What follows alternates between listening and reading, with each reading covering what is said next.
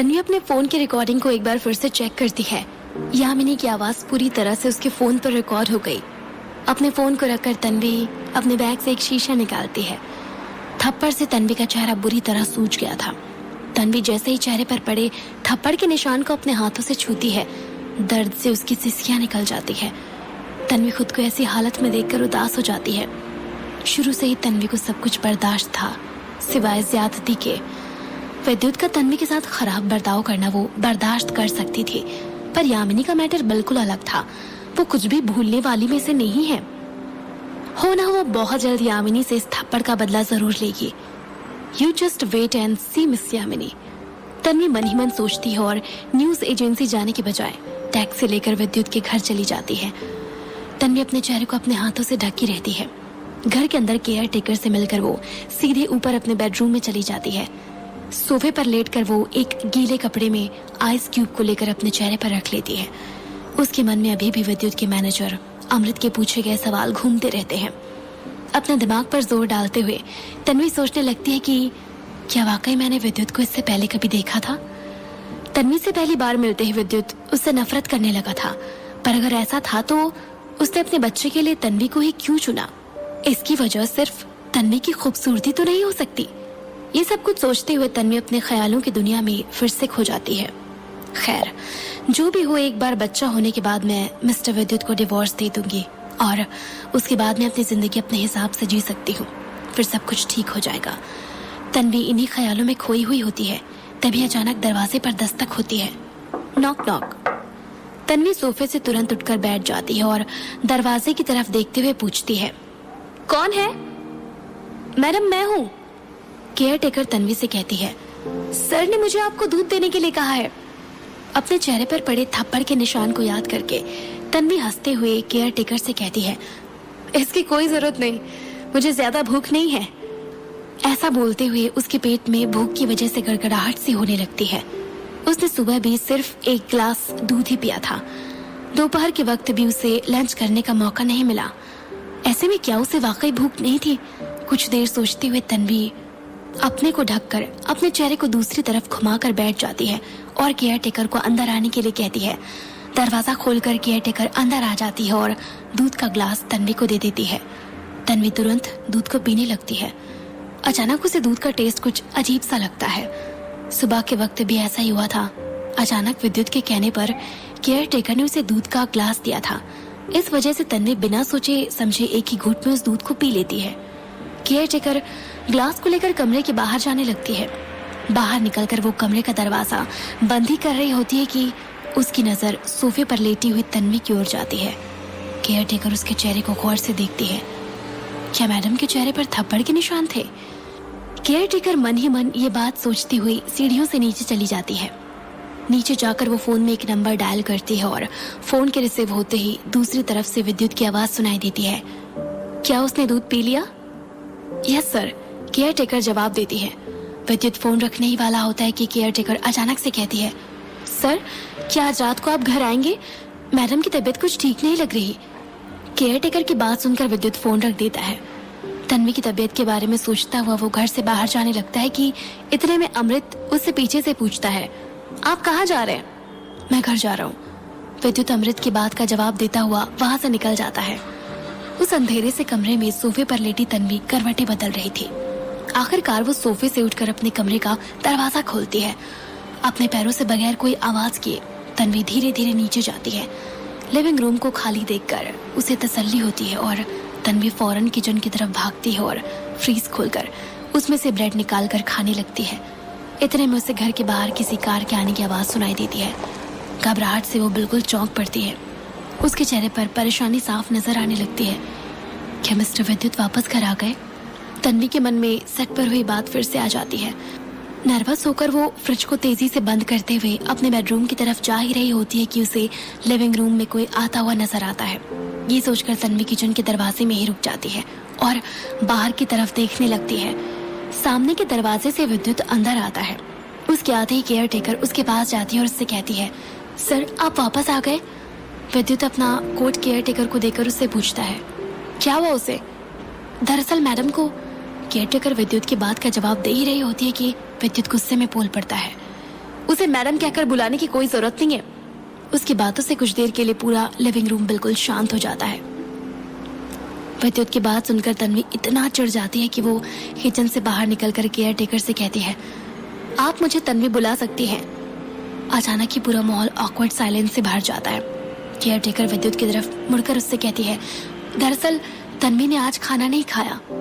वहीं तन्वी के हाथ में ब्रेड देखकर विद्युत गुस्से से केयर टेकर की तरफ देखता है। केयर टेकर तन्वी के चेहरे पर लगे ब्रेड को देखकर अपनी बात पूरी किए बिना ही चुप हो जाती है। विद्युत को लगा था कि आज की बेइज्जती के बाद तन्वी बहुत परेशान और उदास होगी, पर तन्वी के हाथों में ब्रेड लिए किचन से आता देखकर विद्युत को काफी गुस्सा आ जाता है। तन्वी को देखकर ये बिल्कुल नहीं कहा जा सकता था कि आज की बातों से उसे कुछ खास फर्क पड़ा हो। विद्युत तन्वी से कुछ कहते कहते रुक जाता है। वो एक नजर तन्वी को गौर से देखता है। उसके पास आकर वो अपने हाथ को उसके गाल पर ले जाता है। इससे पहले कि तन्वी कुछ भी कह पाती, विद्युत उससे पूछ लेता है, तुम्हारे चेहरे पर ये निशान कैसे? तुम्हें किसने थप्पड़ मारा? ये निशान उसी ने दिए हैं जिसके साथ आपका अफेयर चल रहा है। तन्वी के मन में आता है कि विद्युत को ये जवाब दे दे, पर तन्वी जानती थी कि विद्युत को ये सब कहने का कोई फायदा नहीं है। शायद विद्युत यामिनी के गुस्से का बदला भी तन्वी से ही ले। तन्वी अपने चेहरे से विद्युत के हाथों को झटके से हटा देती है। विद्युत गुस्से में तेज आवाज में उसे फिर से पूछता है, तो तुम ये कभी नहीं बताने वाली कि यामिनी ने तुम्हें थप्पड़ मारा है? विद्युत की बात सुनकर तन्वी को ऐसा लगता है जैसे वो उसकी सिचुएशन का मजाक उड़ा रहा हो। कुछ देर सोचने के बाद तन्वी विद्युत से कहती है, इतनी छोटी सी बात के लिए आपको परेशान होने की कोई जरूरत नहीं है। मुझे जरूरत नहीं है? तुम मुझ पर एहसान जताना चाहती हो? कहीं तुम ये तो नहीं सोच रहे कि मैं तुम्हारे थप्पड़ का बदला यामिनी से लूंगा? विद्युत तन्वी को चिढ़ाते हुए कहता है। तन्वी उसकी बात का कोई जवाब नहीं देती। विद्युत अपने केयर टेकर की तरफ घूमकर उनसे कहता है, माया, आपकी उम्र काफी हो गई है, आंखें भी कमजोर हो रही है। आगे से ध्यान रखिएगा कि आपको कोई बेवकूफ ना बना पाए। बेवकूफ? क्या मिस्टर विद्युत मुझे ब्लेम कर रहे हैं कि मैंने उनके केयर टेकर को बेवकूफ बनाया? ये सोचकर तन्वी गुस्से में विद्युत से कहती है, मिस्टर विद्युत, मुझे आपकी कोई मदद नहीं चाहिए। इतने में तन्वी की बात काटते हुए विद्युत जवाब देता है, मिस तन्वी, मैं तुम्हें साफ साफ बता दूं कि तुम्हारी ये चीप ट्रिक्स मुझ पर काम नहीं करेंगी।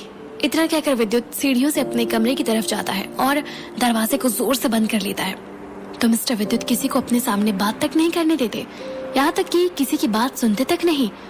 तन्वी मन ही मन सोचकर वापस से अपने ब्रेड को वापस खाने लगती है। उसे अचानक एहसास होता है कि शायद ये उसका अपने पति से पहला झगड़ा था। इसका मतलब उसे आजाद कमरे के बाहर सोना पड़ेगा। तन्वी पूरी रात लिविंग रूम में सोकर बिताती है। अगली सुबह उठकर वो अपना चेहरा शीशे में देखती है। उसके चेहरे की सूजन कुछ कम हो गई होती है, पर थप्पड़ के निशान अभी भी उसके चेहरे से हटे नहीं है। खुद को शीशे में देखकर उसे यामिनी का थप्पड़ फिर से एक बार याद आ जाता है। तैयार होकर तन्वी घर से निकलने ही वाली होती है कि घर के केयर टेकर उसे जोर से आवाज लगाती है, मैडम। इतना कहते हुए केयर टेकर विद्युत की बात याद करके चुप हो जाती है और दोबारा से कहती है, तन्वी, जाने से पहले नाश्ता कर लो। तन्वी को वाकई बहुत भूख लगी होती है। अपने फोन को सोफे के बगल में रखकर वो नाश्ता करने चली जाती है। इतनी देर में विद्युत घर के बाहर से एक्सरसाइज करके अंदर आता है। टॉवल से अपने पसीने को पोंछते हुए वो तन्वी की तरफ बिना देखे सीधे अपने कमरे की तरफ चला जाता है। तन्वी की नजर विद्युत पर पड़ती है और ना चाहते हुए भी वो उसे देखती रह जाती है। विद्युत के जाते ही तन्वी नाश्ता करके अपना बैग लेकर घर से बाहर जा ही रही होती है कि उसे कुछ याद आता है। पीछे घूमकर वो लिविंग रूम के टेबल पर रखा फोन लेकर जल्दबाजी में अपने ऑफिस के लिए निकल पड़ती है। तन्वी के जाते एक सर्वेंट लिविंग रूम की सफाई करने के लिए वहां आती है।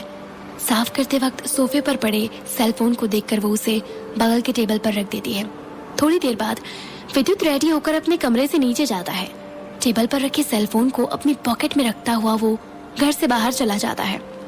घर के बाहर उसके मैनेजर और असिस्टेंट उसका इंतजार कर रहे होते हैं। गाड़ी के अंदर बैठते ही विद्युत का असिस्टेंट उससे कहता है, विद्युत सर, मैंने सिक्योरिटी ऑफिसर से ऑलरेडी बात कर रखी है। आगे से आपके घर के बाहर कोई भी रिपोर्टर नजर नहीं आएगा। विद्युत उसकी बात को सुनता हुआ अपने स्क्रिप्ट को कार के अंदर ही बैठकर पढ़ने लगता है। भले ही आज की फिल्म में वो सिर्फ एक कैमियो रोल निभा रहा हो, पर हमेशा की तरह इस फिल्म के लिए भी वो अपने रोल को लेकर काफी सीरियस है। इस फिल्म में विद्युत एक सीईओ का किरदार निभा रहा है जो एक बड़े एंटरप्राइज का मालिक होता है। वहीं फिल्म का असली हीरो विद्युत की कंपनी के लिए काम करता है। वहीं फिल्म की हीरोइन यामिनी हीरो की मदद करने के लिए अपनी जान पर खेलते हुए एक बिजी ट्रैफिक को रुकवा देती है। आज फिल्म के इसी सीन की शूटिंग है। फिल्म के सेट पर डायरेक्टर विद्युत को सीन समझाते हुए उससे कहता है, जब आप गाड़ी चला रहे होंगे तो आपकी कार इस स्पॉट पर आकर रुकेगी। आपको बहुत तेज कार चलाने की जरूरत नहीं है। जूम शॉट के लिए हम लोग स्टैंड डबल को यूज कर लेंगे। इतना कहते हुए डायरेक्टर शॉट लेने के लिए रेडी हो जाता है। Scene 56, take four action. Director की कॉल आते ही विद्युत ब्लैक कलर की लंबोर्गिनी में बैठकर अपने शॉट के लिए रेडी होता है। गाड़ी से कुछ ही दूर पर उसे यामिनी नजर आती है। यामिनी को देखते ही अचानक विद्युत को तन्वी का चेहरा याद आ जाता है। शॉट के बीचों बीच विद्युत गुस्से से अपनी गाड़ी के एस्केलेटर को तेज करता हुआ यामिनी की तरफ बढ़ने लगता है। तेज स्पीड में गाड़ी यामिनी की तरफ आने लगती है। विद्युत को गाड़ी में ब्रेक ना लगाते देखकर पूरे सेट में अफरा तफरी का माहौल हो जाता है। ब्रेक, स्टॉप द कार, जल्दी। फिल्म के क्रू में से कोई चिल्लाता है, सामने से हट जाओ। दूसरे क्रू मेंबर की आवाज आती है। इतने में गाड़ी एक तेज आवाज के साथ रुकती है। ब्रेक की आवाज से पूरा सेट एकदम शांत हो जाता है। लंबोर्गिनी रुक चुकी होती है। वो गाड़ी यामिनी से कुछ इंच की दूरी पर आकर रुकती है। कार को अपने इतने नजदीक पाकर यामिनी के पैर डर से कांपने लगते हैं और वो बेजान होकर जमीन पर गिर पड़ती है। इतने में विद्युत गाड़ी से बाहर निकल कर आता है। फिल्म के सेट के सारे लोग उसी को देख रहे होते हैं। विद्युत कैजुअल आवाज में उन सबसे कहता है, सॉरी एवरीवन, मैं ब्रेक और एस्केलेटर के बीच कंफ्यूज हो गया था। सेट में मौजूद सभी लोग विद्युत से कुछ नहीं कहते। फिल्म का डायरेक्टर भी विद्युत की तरफ देख रहा होता है। उसके अंदर भी विद्युत से कुछ कहने की हिम्मत नहीं है। आखिरकार वो फेक स्माइल लिए क्रू मेंबर से कहता है, जल्दी से मिस यामिनी को संभालो। यहाँ बस इतना ही। आगे की कहानी